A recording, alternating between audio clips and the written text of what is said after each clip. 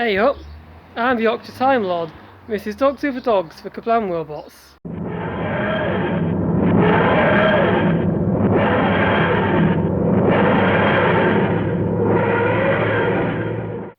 So I've been wanting to do a video on a character from the Jodie Whittaker era of Doctor Who for a while. But the thing is that one of my biggest doubts is that I'll suddenly get loads of people that call themselves the Not My Doctors that will start commenting, saying things like, RIP Doctor Who 1963 to 2017.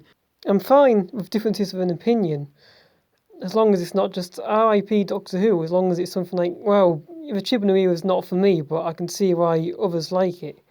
I don't really want that kind of stuff in my videos, really.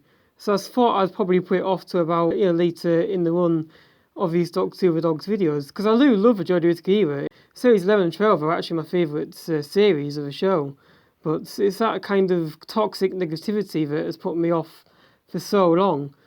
So now I'm finally going to talk about a character from the Jodie Whittaker era, and that character is known as the Kerblam Man, from the episode Kerblam.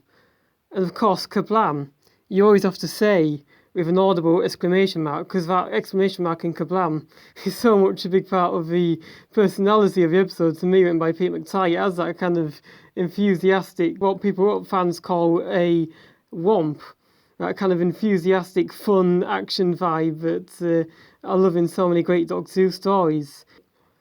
Of course, one of the most notable things about the organisation Kerblam in the episode Kerblam is that it's basically intergalactic Amazon. I just love that idea, intergalactic Amazon. It's amazing.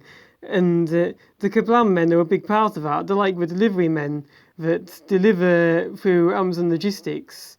Only they're robots and they're not human beings. The Kerblam Men were voiced by Matthew Gravel. He did a really good job. They have a really good voice, the Kerblam Men.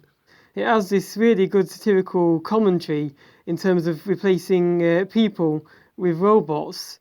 Of course, some of the greatest Doctor Who stories are satires, a famous one being the 1977 Robert Holmes serial, The Sunmakers, which was a satire of taxmen. It's a big part of the motivation of Charlie Duffy, who turns the Kerblam Men against people with the evil bubble wrap that kills people. That's just so Doctor Who. Evil bubble wrap, and it's something that harks back to the Ark in Space, where they covered bubble wrap. It was this ingenious invention at the time in green. It's great. There were two types of Kerblam Men. There were the ones that were based on the mascot of Kerblam, and there were ones that were known as teammates, which sort of supervised in the warehouse and things like that. And then there were the humans that worked alongside them, but they did sort of more low-down menial jobs. But that was why Charlie Duffy was so disgruntled, and he was leading this movement against these robots taking the jobs, basically a terrorist with good...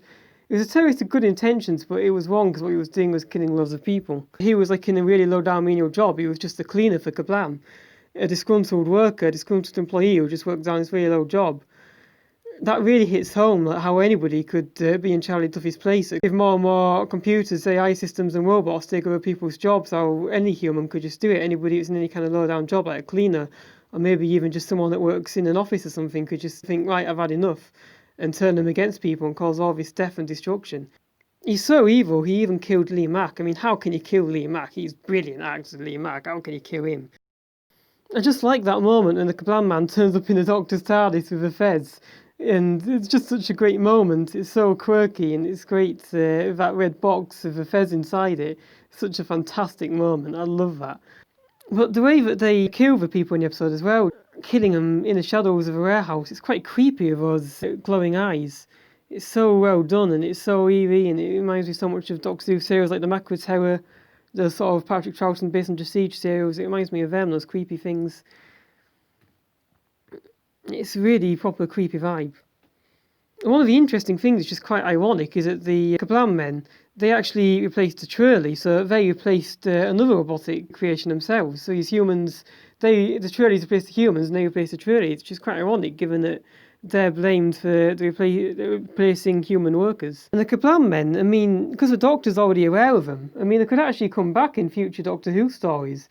There's already a hint of that, really, because that's Fez. I mean, that was obviously ordered by Matt Smith's Doctor, but it took so long to arrive that Jodie Whittaker's Doctor received them, so Matt Smith's Doctor could have met a Kerblam robot before, perhaps one that was delivering something that's all about the first Doctor, a cane or something. There's always that possibility that Big Finish could explore so many avenues, and the Doctor already being aware of Kerblam and all that. So what did you think about the Kerblam Men? Let me know in the comment section below. So there'll be an extra Doctor Who with Dogs video next week. Doctor Who with the Dogs Figure Adventure Special Who Story. Look out for that next Thursday, 17th of June at 4:15.